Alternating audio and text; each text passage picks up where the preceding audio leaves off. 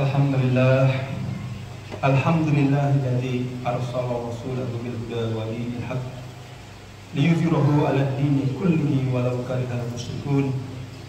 Asyhadu an la ilaha illallah wa asyhadu anna Muhammadar Rasulullah. Allahumma shalli ala sayyidina Muhammadin wa ala alihi wa ashabihi ajma'in, amma ba'd. Fa ya ibadallah, usini nafsi wa iyyakum bitaqwallah faqad fazal muttaqun. Wa qala ta'ala ya ayyuhalladzina amanu ittaqullaha haqqa tuqatih wa la tamutunna illa wa antum muslimun. Shadaqallahul adzim. Para jemaah salat Jumat yang dirahmati Allah, pertama-tama sebagaimana biasanya, marilah kita bersama-sama mengucapkan puji syukur kehadirat Allah SWT. Puji syukur atas segala nikmat yang telah diberikan oleh Allah SWT kepada kita. Di antaranya adalah nikmat kesehatan, nikmat iman, nikmat Islam. Sebagaimana kita tahu bahwa nikmat sehat itu luar biasa besarnya, yang seringkali kita remehkan. Kita menganggap nikmat itu adalah ketika kita memiliki rumah yang bagus, kendaraan yang bagus, motor yang banyak, harta yang berlimpah. Kita lupa bahwa kesehatan adalah salah satu nikmat yang justru tidak ternilai harganya. Maka marilah kita sama-sama mensyukurinya. Juga nikmat iman, nikmat Islam. Karena boleh jadi hari ini kita bertakwa kepada Allah, dan esok hari kita lupa kepada Allah, kita kufur kepada nikmat Allah, dan kita jatuh dalam kekufuran. Na'udzubillah min dzalik. Semoga kita dijauhkan dari kekufuran, kekafiran. Tak lupa salawat dan salam kepada junjungan kita, Nabi kita Muhammad SAW. Semoga kita semua mendapatkan syafaat dari kanjeng Nabi Muhammad SAW di yaumil akhir kelak. Semoga kita semua termasuk ke dalam orang-orang yang diberikan kemudahan melalui program khusus yang dimiliki oleh Nabi Muhammad, yaitu syafaat dari beliau di hari akhir kelak. Amin ya rabbal alamin. Pada kesempatan hari ini saya akan menyampaikan beberapa hal. Jadi Pak Rajendra menghubungi saya 2 hari yang lalu, Pak Paksi tolong isi sholat Jumat tanggal 5 Mei. Wah, tanggal 5 Mei itu 2 hari lagi ya. Siapa? Saya isi aja pakai ceramah 1 tahun yang lalu. Paling hadirin sudah lupa. Bercanda ya. Tapi memang inti dari sholat atau khutbah Jumat itu mirip-mirip. Poin-poin penting dari sholat Jumat itu mirip-mirip, dan memang ada hal-hal yang penting yang harus disampaikan. Jadi yang pertama adalah ketakwaan. Bagaimana kita harus meningkatkan ketakwaan kita kepada Allah Subhanahu wa taala. Jadi ada 4 wasiat, 4 hal yang akan saya sampaikan pada kesempatan kali ini. Yang pertama adalah saya mengingatkan kepada diri saya sendiri dan pada para jemaah sekalian untuk senantiasa terus-menerus meningkatkan ketakwaan kita kepada Allah Subhanahu wa taala.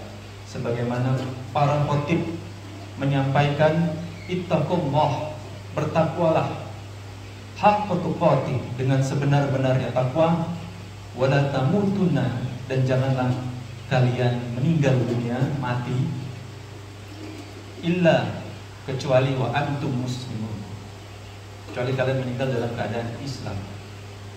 Maka beruntunglah orang-orang yang meninggal dunia dalam keadaan beristiqomah kepada Allah, dalam keadaan Islam, dalam keadaan berserah diri kepada Allah. Karena itu adalah suatu nikmat yang mungkin tidak semua orang bisa mendapatkannya. Dan saya mengingatkan untuk kita semua senantiasa istiqomah dalam kebaikan. Jika kita istiqomah menjaga agama Allah, menjaga ibadah kita, maka Allah pun akan menolong kita, akan memudahkan jalan kita. Wasiat kedua adalah terkait puasa Syawal. Karena menurut yang saya tadi gulung, tanggal 9 Mei itu adalah hari terakhir bagi yang mau berpuasa Syawal. Sekarang tanggal 3. Jadi bagi yang belum berpuasa Syawal masih ada tanggal 4, 5, 6, 7, 8, 9. Pas 6 hari berturut-turut harus puasa terus untuk mendapatkan kesempurnaan puasa Syawal. Puasa Syawal itu apa? Puasa Syawal itu kita disunahkan untuk berpuasa selama 6 hari di bulan Syawal untuk menyempurnakan puasa kita di bulan Ramadan dengan pahala seolah-olah kita berpuasa selama 1 tahun penuh. Kalau cuma 3 hari gimana? Kalau cuma 3 hari tidak berlaku. Kalau selang-seling boleh. Bahwa kalau istri saya itu belum selesai Ramadannya itu karena ada haid, apa boleh puasa Syawal? Boleh. Karena puasa Ramadan itu kan boleh diganti sampai Ramadan berikutnya. Jadi masih panjang waktunya. Jadi kita diperbolehkan puasa Syawal terlebih dahulu. Kalau misalkan kita sudah biasa Senin Kamis, boleh nggak dihitung itu puasa Syawal? Boleh saja. Jumhur ulama itu membolehkan menggabungkan niat puasa sunnah. Apakah Senin Kamis, puasa Daud, puasa tengah bulan, Ayyamul Bid, itu boleh saja, tanpa mengurangi pahala masing-masing itu. Luar biasa nikmat yang Allah berikan pada kita, pahala yang tetap dimaksimalkan, bisa digabung-gabungkan. Bagi yang senang program diskon promo, harap untuk dimaksimalkan. Dan tinggal 6 hari lagi, belum tentu kita bisa mengikuti puasa Syawal di tahun depan. Maka marilah kita coba untuk berlapar-lapar menegakkan puasa Syawal. Kemudian yang ketiga adalah wasiat mengenai saudara-saudara kita di Palestina, di Gaza, yang sampai saat ini saya berdiri di sini masih juga mendapat serangan-serangan dari Israel, laknatullah. Jadi jangan lupa untuk mendoakan mereka, membantu mereka dengan apa yang kita bisa, setidak-tidaknya adalah doa. Karena mereka adalah orang-orang yang ditakdirkan Allah untuk menjaga tanah suci kita, Al-Quds, Yerusalem. Dan sudah disampaikan di dalam hadis bahwa perang akhir zaman akan ada di sana, di bukit Armageddon, di mana kita akan berperang dengan para pengikut Dajjal di sana, dan Nabi Isa alaihissalam akan meluluh lantakkan Dajjal di sana. Dan tanda kejatuhan Dajjal adalah ketika seorang pemuda Palestina dirobek tubuhnya. Kemudian ketika Dajjal bertanya kepadanya, sekarang kamu yakin apakah aku adalah Tuhanmu? Lalu dia berkata, justru aku semakin yakin bahwa kamu adalah Dajjal, laknatullah. Dan ini membuktikan kebenaran hadis Nabi Muhammad SAW. Seketika itu dia langsung melemah, dia langsung mundur. Dan ini adalah tanda-tanda kejatuhan Dajjal. Dan orang-orang seperti itu kita bisa lihat di Gaza saat ini, di tepi barat, bagaimana kuatnya iman mereka ketika saudaranya meninggal, ibunya meninggal, anaknya meninggal. Mereka bilang, hasbunallah wa ni'mal wakil. Jadi cukuplah Allah sebagai penolongku. Walaupun kau ambil anakku, alhamdulillah, kau ambil suamiku, alhamdulillah, aku akan tetap bersyukur pada takdirmu ya Allah. Apa nggak keder Israel melihat orang-orang seperti ini? Jadi itulah kekuatan iman saudara-saudara kita di Gaza. Maka kita yang ada jauh di sini setidaknya mendoakan mereka agar mereka diberikan kemudahan dan mendapatkan tempat setinggi-tingginya di dalam surga. Wasiat yang terakhir adalah kita sebagai umat muslim, marilah kita menjaga persatuan. Janganlah kita terpecah belah. Apalagi ya terpecah belah ini macam-macam. Mungkin dalam lingkup perumahan Pak Residen bisa jadi karena saling sindir menyindir, bisa jadi karena tersinggungan, bisa jadi karena persoalan-persoalan apapun itu bisa. Dalam lingkup yang lebih besar kita berpecah-pecah karena perbedaan yang bersifat khilafiyah, yang bersifat saya kunut dia tidak kunut atau seperti itu, yang belakangan viral Ustadz Adi Hidayat ditahzir, ditergelincir-gelincirkan. Maka marilah kita menjauhi hal-hal seperti itu. Jika ada seorang muslim yang tergelincir, maka kita harus menjaga kehormatannya, menjaga nama baiknya, tidak serta-merta malah kita menjelek-jelekkannya, tidak serta-merta malah kita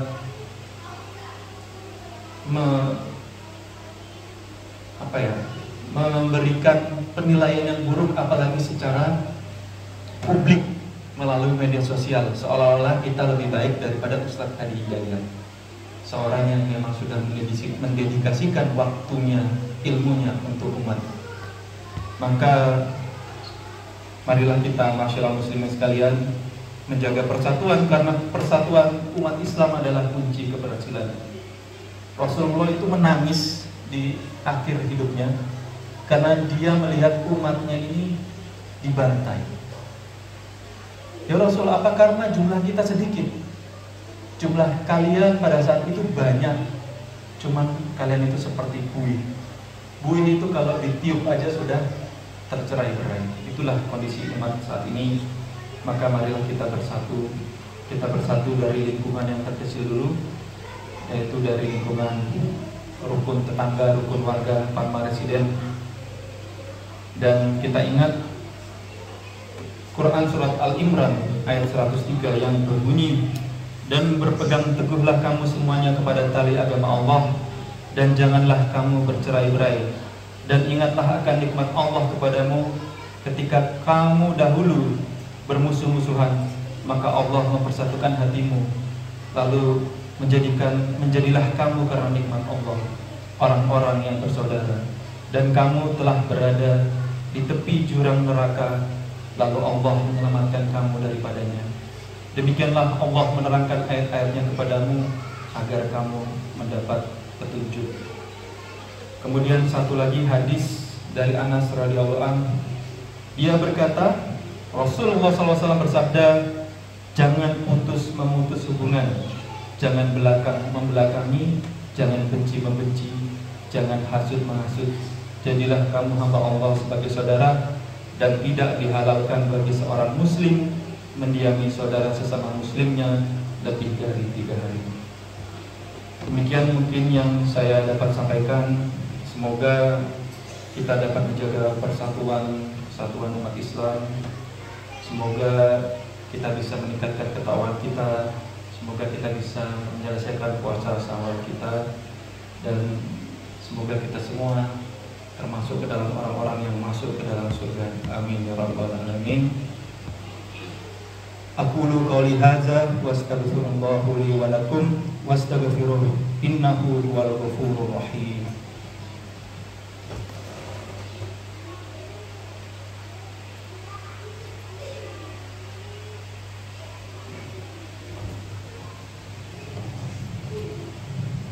Innal hamdalillah nahmaduhu wa nasta'inuhu wa nastaghfiruh wa na'udzu billahi min shururi anfusina wa min sayyiati a'malina, may yahdihillahu fala mudilla lahu wa may yudlilhu fala hadiya lahu.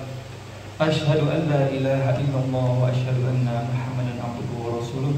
Allahumma shalli wa sallim wa barik ala sayyidina Muhammadin وعلى آله وصحبه ومن اهتدى بهداه ليوم القيامة أما بعد فيا عباد الله أوصيني نفسي وإياكم بتقوى الله فقد فاز المتقون قال الله تعالى في القرآن الكريم أعوذ بالله من الشيطان الرجيم إن الله وملائكته يصلون على النبي يا أيها الذين آمنوا صلوا عليه وسلموا تسليما اللهم صل على محمد وعلى آل محمد كما صليت على إبراهيم وعلى إبراهيم وبارك على محمد وعلى آل محمد كما باركت على إبراهيم وعلى إبراهيم في العالمين إنك حميد مجيد اللهم اغفر للمسلمين والمسلمات والمؤمنين والمؤمنات الأحياء منهم والأموات إنك السميع قريب مجيب دعوات يا قاضي الحاجات ربنا ظلمنا أنفسنا وإن لم تغفر لنا وترحمنا لنكونن من الخاسرين ربنا هب لنا من أزواجنا وذريتنا قرة أعين واجعلنا للمتقين إماما